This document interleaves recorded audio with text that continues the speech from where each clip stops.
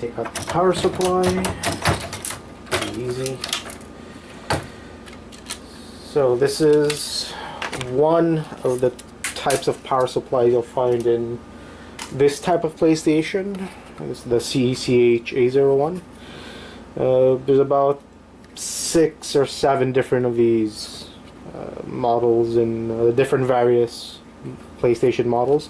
Surprisingly, I found that this top is aluminum, but as like the Blu-ray drive, I'm going to make another video on this. Now let's get to the main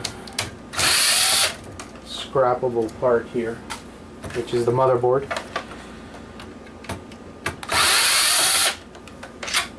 Get rid of some of these screws.